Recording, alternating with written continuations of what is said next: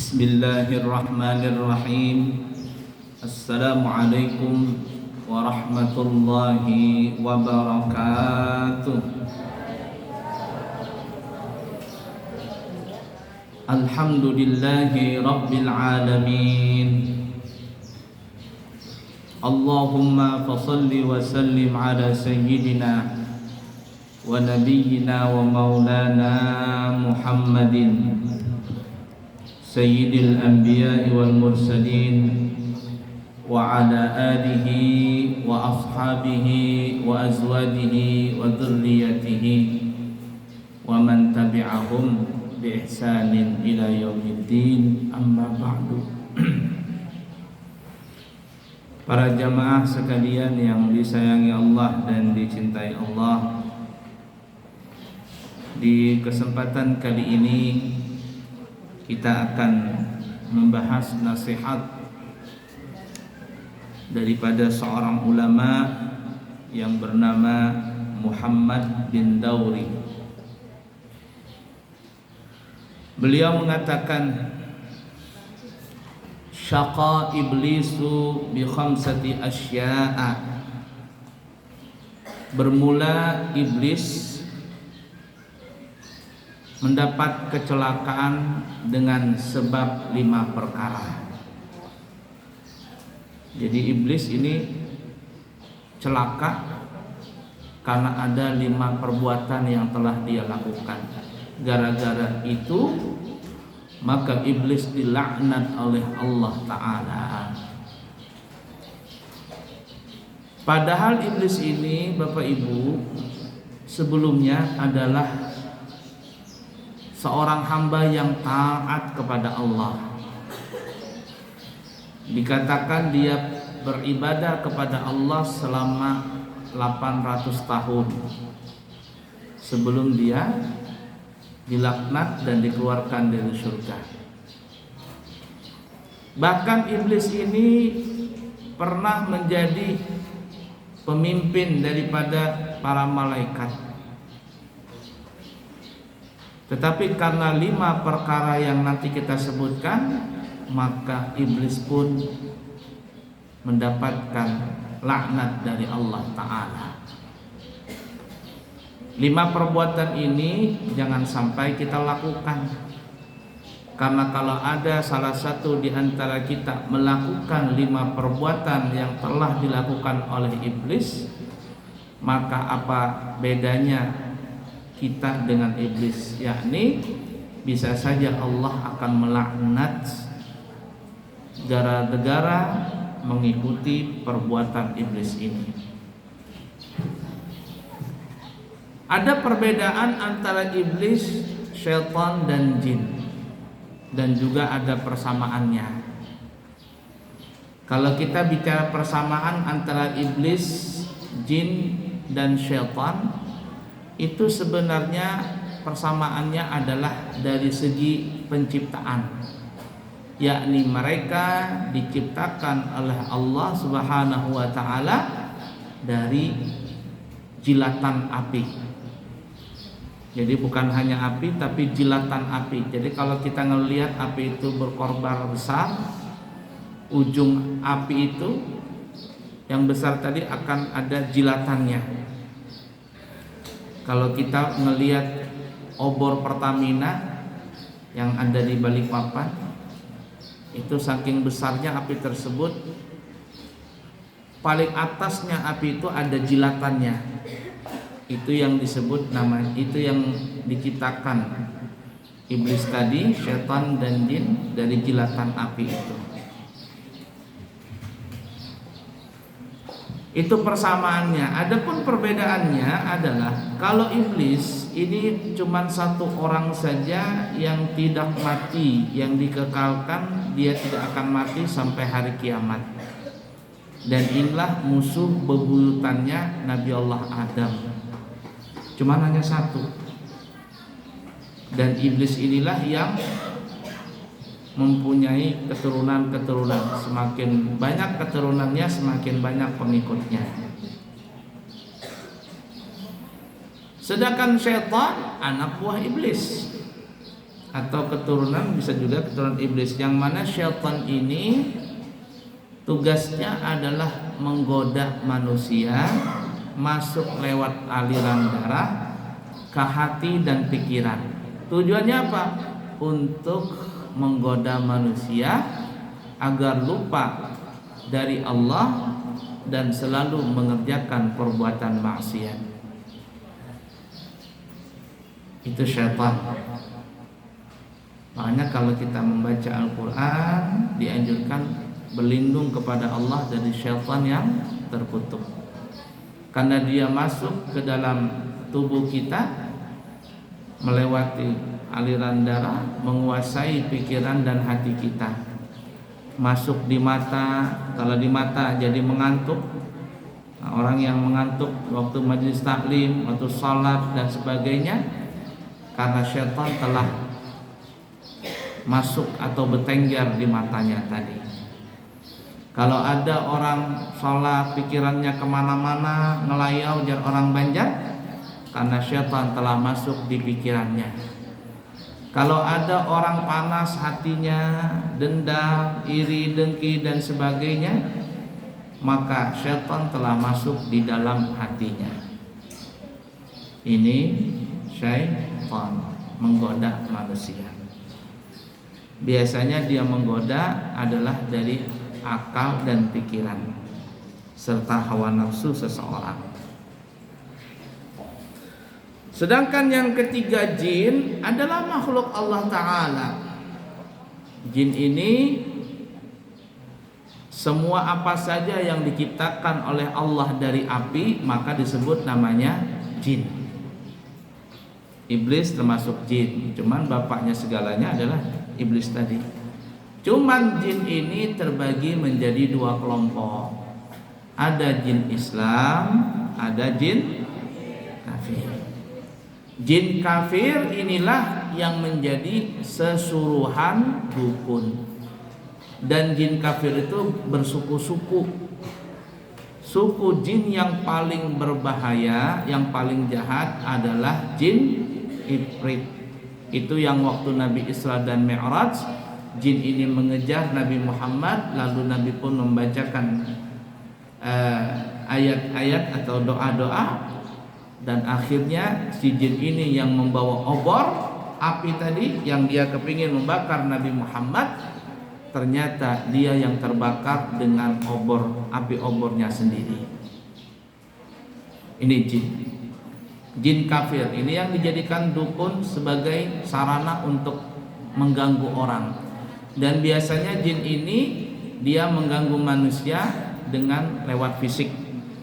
Itu yang dikenal orang namanya penyakit non medis.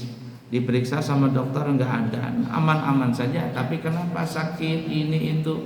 Ternyata ada jinnya lewat sihir. Sihir tadi yang membawa penyakit itu adalah dari bangsa jin. Jinnya jin kafir. Kalau bahasa Arabnya jin, kalau bahasa kitanya hantu. Dan hantu yang paling banyak adalah hantu yang ada di Indonesia. Kuntilanak, suster ngesot, babi ngepet, parakang, jenglot, kolor ijo, botol ijo, genderuwo, tuyul, kuyang, parakang, apalagi pocong. Semuanya itu masuk kategori apa? Jin tadi. Itu yang mengganggu manusia dari segi fisik tadi. Sedangkan yang kedua jin Islam. Jin Islam ini sama dengan kita. Dalam riwayat dikatakan itu jin ya, makanannya adalah tulang-tulang. Mereka melihara ternak, dalam hadis disebutkan. Mereka jin itu melihara ternak. Ada sapi juga mereka punya. Nah, kotoran binatang ternak manusia, yakni ternak manusia yang dipelihara oleh manusia, kotoran ternaknya itu menjadi makanan ternak bangsa jin. Makanan manusia, tulang-tulang, sisa makanan dan bakai dan sebagainya itu adalah makanan bangsa jin. Kalau kita lihat makanannya enggak berkurang, tapi yang diambil adalah saripati dari makanan tadi. Sehingga Nabi mengajarkan kalau ada sisa makanan mau dibuang, maka buanglah di tempat yang baik. Artinya jangan di tempat yang kotor, di tempat yang sudah campur dengan najis dan sebagainya. Taruhlah di tempat pompe yang baik, kemudian sebelum dibuang ucapkan Bismillahirrahmanirrahim. Nabi mengajarkan demikian. Siapa yang membaca Bismillahirrahmanirrahim ketika membuang sisa makanan, maka yang memakan itu adalah bangsa jin, Islam maksudnya. Tapi kalau tidak baca Bismillah, maka yang memakan itu adalah bangsa jin kafir. Itu yang menjadikan dia jinak, jin kafir tadi. Kalau dia kurang sesajen, dia akan menyerang daripada orang tersebut. Nah, jin Islam ini yang kemarin mungkin ada 1 bulan yang lalu yang ramai di bioskop, yang disebut filmnya Sarajana. Nah, ada yang nonton tuh? Nah, itu salah satu bangsa jin yang dikatakan jin Islam. Benar tidaknya wallahu a'lam. Kita kembali ke iblis. Jadi kata al-alimul allamah Muhammad bin Dauri, iblis ini dilaknat oleh Allah Subhanahu wa taala dengan sebab 5 perkara. Sebenarnya intinya satu, ujungnya satu, yakni dia tidak mau sujud kepada Nabi Adam. Tapi dari masalah itu timbullah 5. Dari satu masalah tadi timbul 5. Berbuat dosa mah biasa. Nabi Adam berbuat kesalahan memakan buah khuldi. Iblis berbuat kesalahan juga, dia tidak mau sujud kepada Nabi Adam. Gara-gara mereka berdua membuat kesalahan, maka Allah Subhanahu wa taala mengeluarkan keduanya dari surga. Nabi Adam keluar dari surga, iblis juga keluar dari surga. Tapi kata ulama, iblis ini tidak akan pernah lagi masuk ke dalam surga.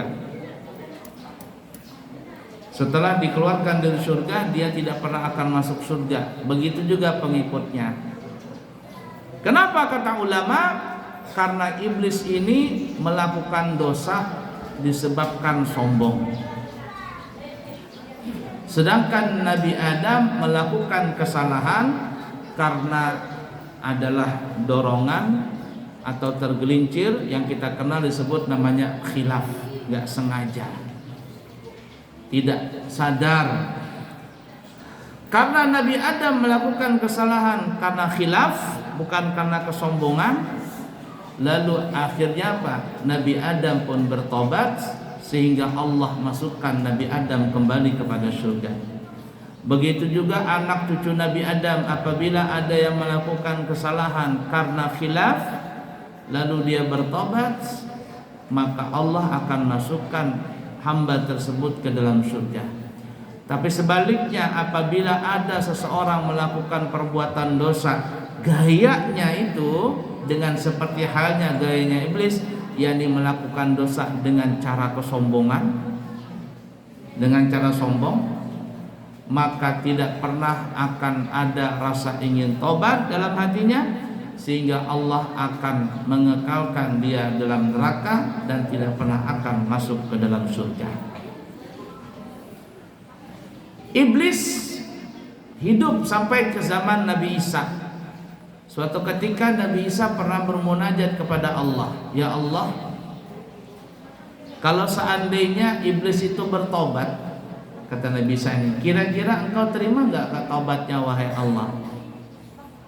Dan kalau dia sudah bertobat, apakah iblis itu engkau masukkan ke dalam surga?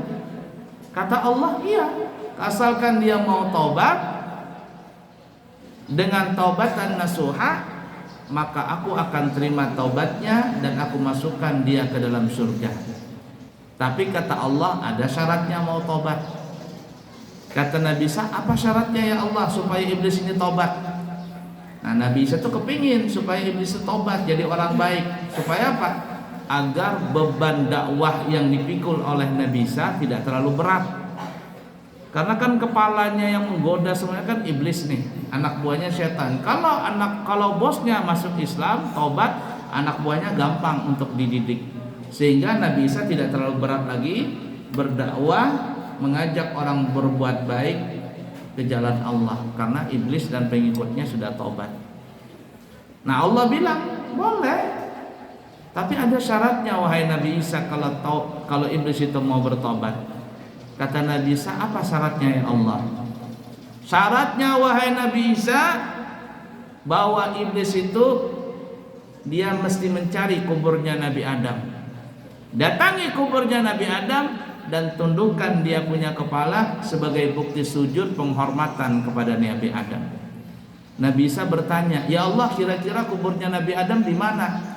Kata Allah, tanya iblis, karena dia tahu di mana kuburnya Nabi Adam. Hanya iblis yang tahu. Baiklah ya Allah, kata Nabi Isa, itu aja syaratnya. Iya, itu saja. Nah, sampai akhirnya suatu saat Nabi Isa bertemu dengan iblis. Ah, iblis, kata Nabi Isa, how are you? Apa kabar? Kata iblis, baik. Ngapain Nabi Isa? Lagi dakwah. Nah, terus iblis, kata Nabi Isa, ini ada kabar gembira. Kabar gembira apa maksudnya? Ini aku baru dapat terima wahyu dari Allah Ta'ala. Kata Allah, kalau engkau bertobat, maka Allah akan terima taubatmu dan memasukkan kamu ke dalam surga. Ah, yang benar, kata iblis. Benar, bercanda? Enggak bercanda. Iya, betul, kata Nabi Isa. Cuman kata Nabi Isa, ada syaratnya kalau kamu ingin tobat, kalau mau diterima. Kata iblis, penasaran juga nih, karena dia kepingin lagi masuk surga. Kata iblis, apa syaratnya? Nah, kata Allah Ta'ala, wahai iblis, kalau kamu mau diterima tobatnya, kamu harus mencari kubur Nabi Allah Adam, datangi kuburnya, lalu kau tundukkan kepalamu sebagai penghormatan kepada Nabi Adam, bahwa engkau telah menghormat kepada Nabi Adam, sebagai sujud penghormatan kepada Nabi Adam. Apa kata iblis? Nah, kalau syaratnya itu biar sampai hari kiamat 10 kali pun aku gak bakalan mau ke kuburnya Nabi Adam. Artinya iblis ini dendam sekali dengan Nabi Adam. Kenapa? Karena Nabi Adam adalah saingannya. Gara-gara Nabi Adam, maka pangkatnya iblis yang tadinya dia punya jabatan tinggi, lebih tinggi dari pangkatnya malaikat, akhirnya rendah serendah-rendahnya. Disitulah yang menjadikan iblis marah, lalu dia berbuat dosa. Berdosanya enggak besar dosanya, cuman enggak mau sujud, itu aja. Cuman masalahnya dia berbuat dosa karena kesombongan. Nah, jadi hati-hati kalau ada seseorang berbuat dosa karena sombong, maka tidak ada harapan dia mau bertobat. Dan kalau tidak ada mau tobat, maka Allah tidak pernah akan masukkan ke dalam surga. Tapi kalau ada orang berbuat dosa karena khilaf, karena tergelincir hawa nafsu dan sebagainya, lihati saja, di dalam hatinya pasti ada rasa penyesalan. Tidak sengaja dan tidak terasa, maksudnya air mata akan mengalir, dan saat itulah Allah akan terima taubatnya. Walaupun dosanya sebanyak buih di lautan, walaupun dosanya memenuhi antara langit dan bumi, maka Allah akan terima taubatnya dan Allah masukkan dia ke dalam surga, sebagaimana Nabi Adam melakukan kesalahan karena khilaf. Nah, kita kembali, kata Muhammad bin Dauri, kesalahan iblis tadi adalah karena dia tidak mau sujud hormat kepada Nabi Adam. Itulah yang menyebabkan iblis tadi keluar dari surga. Tapi dari masalah dia tidak mau sujud menghormat kepada Nabi Adam, timbul 5 masalah, 5 perkara. Inilah yang menjadikan iblis tadi menjadi celaka. Bukan masalah dosanya, kalau dia berbuat dosa, tobat, selesai, dimaafkan. Tapi masalahnya dia berbuat dosa ditambah dengan 5 perkara ini. Apa itu? Yang pertama, kata Muhammad bin Dauri, iblis itu berdosa, kemudian ditambah dengan 5 perkara ini. Yang pertama adalah lam yuqirra bidambi, dia tidak mengaku dengan dosanya. Dia merasa tidak berdosa. Ada nggak orang yang berdosa tapi nggak ngaku? Nah, ini repot nih. Nih kamu nih santri membuat mukhalafah di sini pesantren. Tahu nggak dosa besar di pesantren?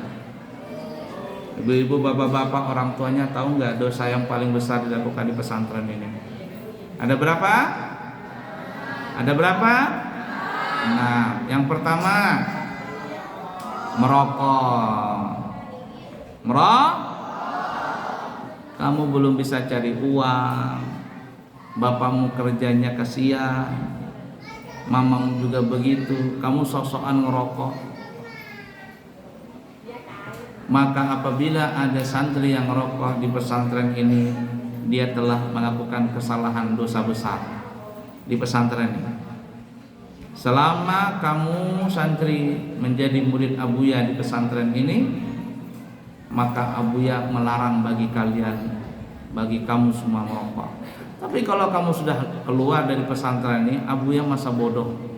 Artinya kamu mau rokok nggak ngerokok itu bukan tanggungan Abuya. Tapi selama kamu belajar di pesantren ini, Abuya bertanggung jawab supaya kamu tidak merokok. Satu. Yang kedua apa? Pacaran. Ini sekarang dikurung ibu-ibu, anak dia dikurung nih, itu pintunya itu. Karena ada terkadang malam keluaran, sekarang ditutup. Pokoknya masuk kandang tutup semuanya sudah. Kalau masih ada juga yang keliaran, ya bangda. Pacaran dosa besar di pesantren ini. Yang ketiga, mencuri. Nah, yang keempat, berkelahi. Jangankan kelahi, kamu jelek-jelekin temanmu aja, mengumpat temanmu, menyebut nama temanmu dengan nama-nama binatang, itu kena sanksi sudah. Ada sanksinya Bapak Ibu di sini. Yang kelima apa? Kabur. Keluar dari pintu gerbang itu aja sudah dikatakan kabur itu. Dan yang keenam adalah LGBT. Kalau ada yang melakukan salah satu yang 6 ini, maka dia telah melakukan dosa besar di pesantren. Ketika ada orang yang melakukan kesalahan, santri dengarkan, ketahuan sudah, tapi dia nggak ngaku, nggak ngaku, berarti dia sama dengan iblis. Kenapa? Karena iblis melakukan dosa tapi dia nggak mau ngaku. Jadi apabila ada santri yang melakukan kesalahan, diinterogasi tapi tidak mau ngaku, berarti dia nah itu kamu yang bilang tadi kan ya. Yang kedua, sebab iblis celaka adalah walam yamdam, dia tidak ada rasa menyesal. Ngerokok sekali ketahuan disanksi sama gurunya, peringatan. Ngerokok lagi 2 kali digundul. Ngerokok 3 kali, ya Allah, nggak ada rasa menyesal nih orang. Ada nggak santri seperti itu? Lari berulang-ulang kali, pacaran berulang-ulang kali, mencuri berulang-ulang kali. Apa kata Abuya? Sudahlah, kamu nanti setelah selesai ujian di sini, setelah wisuda, kamu istirahat aja. Cari sekolah yang cocok dengan seleramu. Pesantren ini jangan dirusak dengan perbuatan yang jelek. Kasihan teman-temanmu yang lain. Nah, jadi nanti lihatin Bu, siapa-siapa saja nanti kalau setelah wisuda kemudian Abuya nggak terima lagi, itu berarti anak-anak itulah yang bermasalah. Cari sendiri ya.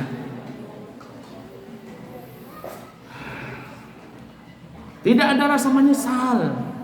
Karena kalau ada rasa menyesal, dia akan berhenti dari perbuatan itu. Begitulah iblis, dia nggak ada menyesal. Sehingga ketika Nabi Isa beritahu, hai Adam, kalau mau tobat syaratnya cuma satu, datangi kuburan Nabi Adam, tundukkan kepalamu sebagai penghormatan sujud kepada Nabi Adam. Apa kata iblis? Nah, kalau itu aku nggak mau.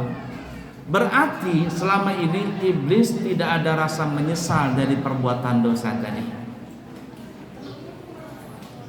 Yang ketiga, yang menjadikan iblis itu celaka gara-gara dosanya itu adalah walam yalum nafsahu. Dia tidak ada menyalahkan diri. Dia tidak mencela dirinya. Kalau ada tuh orang berbuat dosa lalu dia mengaku saya salah. Dia ngaku saya memang salah, saya memang bodoh. Saya menyesal. Dia mencela dirinya sendiri. Ini lawangannya nanti tidak berbangga.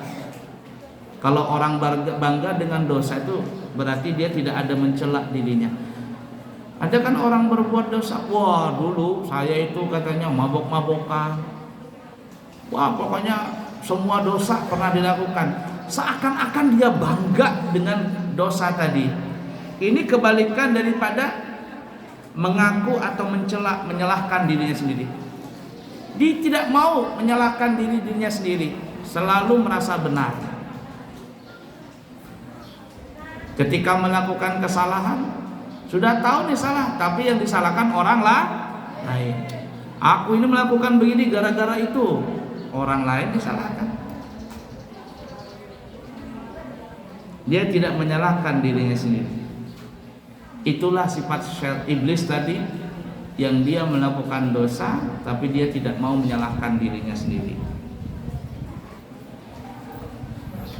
Yang keempat, walam ya'zam 'ala taubah. Dia tidak ada niat ingin bertobat. Iblis tuh, dia tahu berbuat dosa tapi dia tidak ada niat kepingin bertobat. Lah buktinya ketika Nabi Isa memberitahu tadi untuk sujud ke kuburan Nabi Adam, iblis nggak mau. Kenapa? Karena dia memang tidak ada niat kepingin bertobat. Mudah dipaham kira-kira? Dan yang kelima kata Syekh Muhammad Ad-Dauri, wa qanata min rahmatillah, karena iblis itu telah putus dari rahmatnya Allah. Allah telah memutus rahmatnya. Iblis yang memutus rahmatnya Allah, sehingga ketika rahmat itu sudah enggak ada, maka tercabutlah kasih sayang Allah kepada iblis tadi, sehingga yang ada adalah laknatullah. Kalau rahmat itu enggak ada, berarti yang ada laknat dari Allah Ta'ala tadi. Inilah yang menyebabkan iblis tadi celaka. Dosa, iya, semua orang berdosa. Tapi dosa itu mengakibatkan iblis celaka dengan sebab 5 perkara ini. 1, dia tidak mengaku telah berbuat dosa. 2, dia tidak menyesal dengan dosa tadi. 3, dia tidak mau disalahkan dengan perbuatan dosa tadi, malahan dia menyalahkan orang. 4, dia tidak ada niat ingin bertobat. Dan yang kelima, dia telah putus dari rahmatnya Allah. Sebaliknya kata Syekh Muhammad bin Dauri, wa sa'ida Adamu bi khamsati asya'a. Nabi Adam menjadi beruntung dengan sebab 5 perkara. Nabi Adam berbuat dosa juga, tapi Nabi Adam beruntung dengan sebab 5 perkara. Dari dosa tadi Nabi Adam beruntung. Dan akhirnya Nabi Adam serta anak cucu Nabi Adam yang mengikuti jejak Nabi Adam, maka semuanya masuk surga. Apa itu? Aqarra bi dzambi, Yang pertama, kata Muhammad bin Dauri, Nabi Adam itu mengakui dengan dosa yang dia telah perbuat.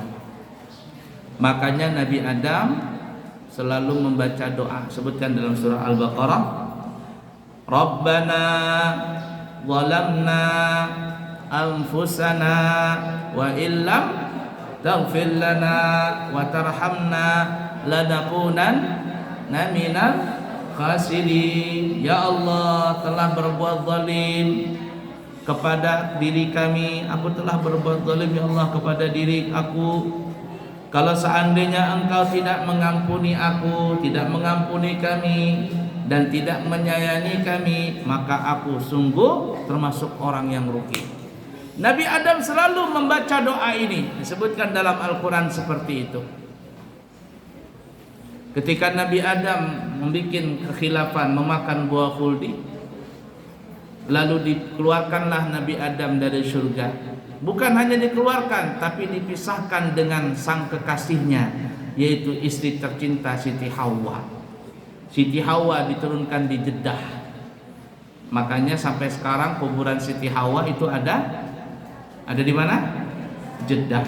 Kuburannya panjang, mungkin ada 50 sampai 60 meter kuburan tersebut.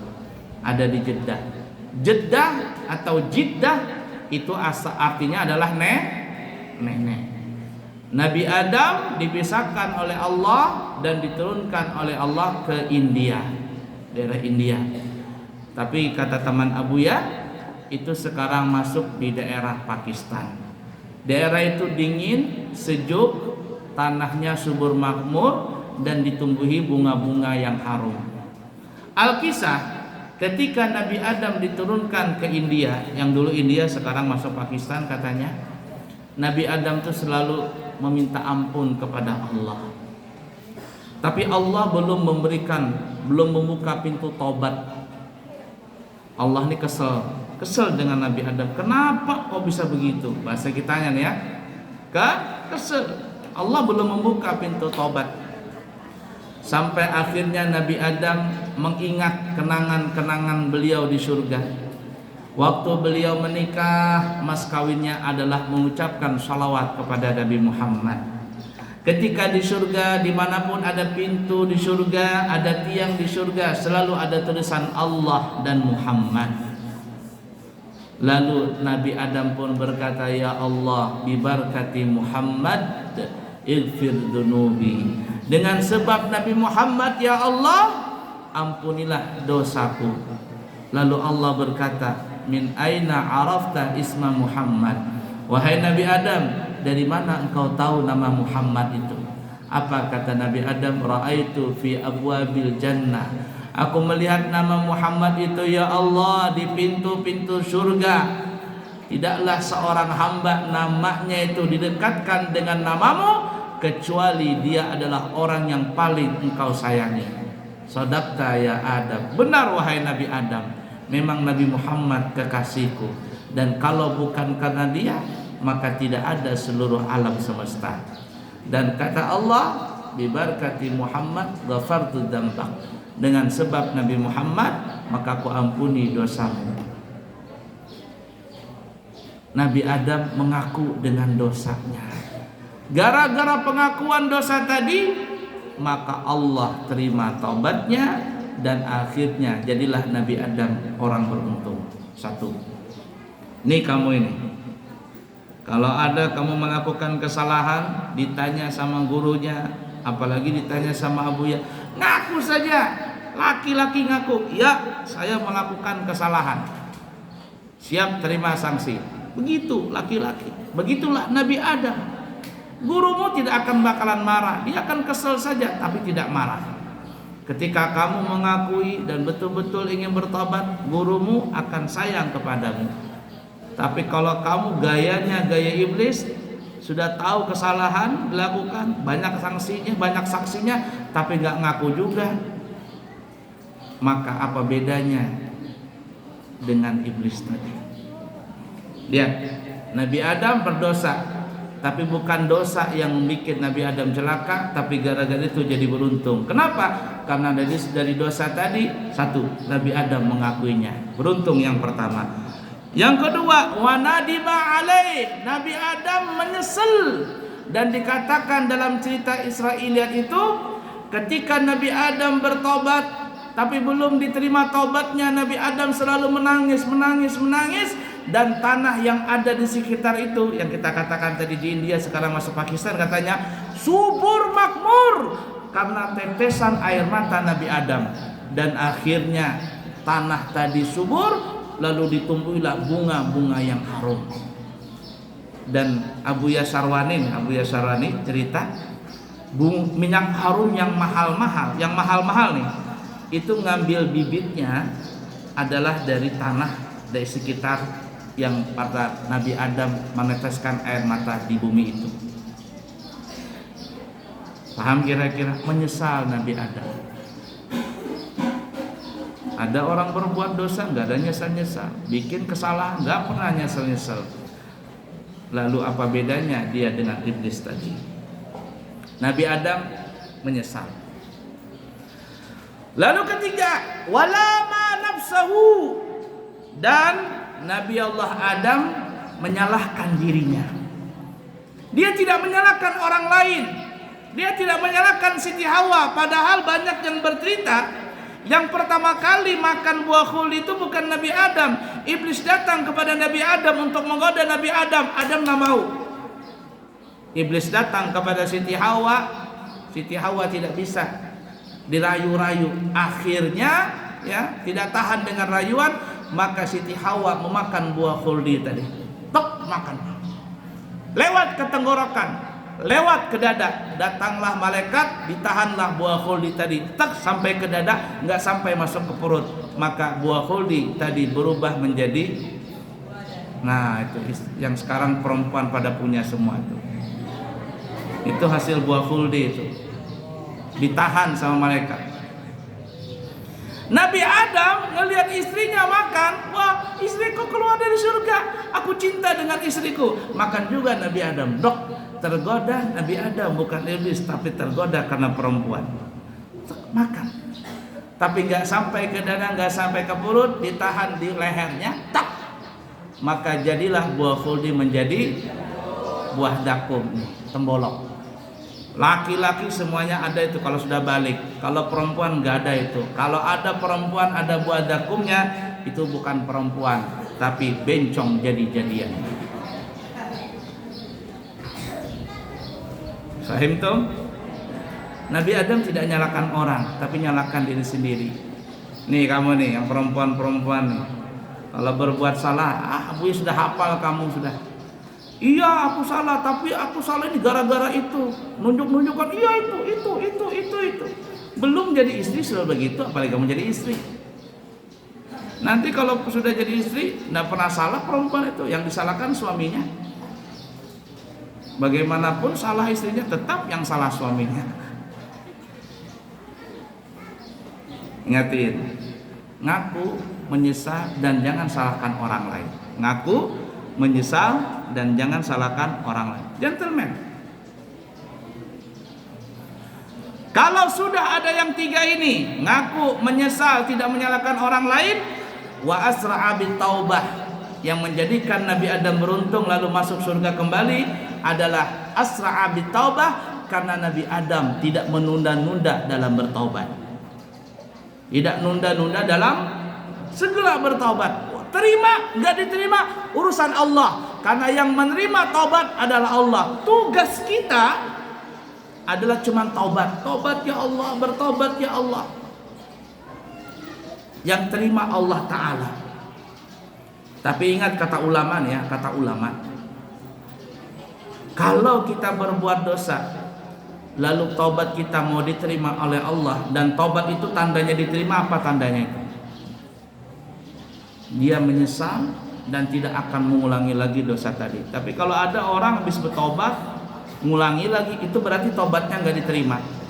Nah kata ulama, supaya kita tidak mengulangi dosa yang sama, taubatnya itu bukan hanya baca istighfar, tapi yang penting daripada itu dalam hati, aku bertobat karena mengikuti Nabi Muhammad. Disebabkan Nabi Muhammad tidak pernah berbuat dosa, tidak berbuat salah, tapi Nabi Muhammad beristighfar sehari sebanyak 70 kali, dalam riwayat 100 kali. Padahal Nabi nggak pernah buat salah. Makanya dalam hati aku bertobat, meminta ampun dan juga mengikuti tobatnya Nabi Muhammad. Ada Nabi Muhammadnya di situ. Ketika sesuatu apapun, apalagi tobat, ada terbuat Nabi Muhammadnya, mengikuti Nabi Muhammadnya, pasti Allah akan terima tobatnya. Sebagaimana Nabi Adam menyambungkan tobatnya dengan Nabi Muhammad, maka Allah terima tobatnya Nabi Adam. Fahim tuh? Dan yang terakhir, Nabi Adam menjadi beruntung, walam yaqnut min rahmatillah. Nabi Adam tidak pernah putus dari rahmatnya Allah. Walaupun saat awal-awal Nabi Adam tidak diterima taubatnya, bertahun-tahun Nabi Adam bertobat, tidak diterima taubatnya, belum lagi. Karena Nabi Adam belum tahu kuncinya. Terus taubat, tidak pernah putus asa dari rahmatnya Allah. Kenapa? Karena Nabi Adam berbuat dosa bukan karena sombong, tapi karena dorongan kesalahan tadi. Khilaf bahasa kitanya. Tidak putus asa dari rahmatnya Allah. Sampai akhirnya Allah membuka pintu taubat tadi dengan berkat Nabi Muhammad sallallahu alaihi wasallam. Jadi itulah perbedaan iblis celaka, Nabi Adam beruntung adalah di 5 tadi.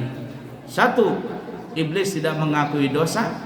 Kalau Nabi Adam 1 mengakui dosa, 2 iblis tidak ada rasa menyesal, tapi Nabi Adam menyesal, 3 iblis tidak menyalahkan dirinya, bahkan menyalahkan orang lain, yaitu Nabi Adam.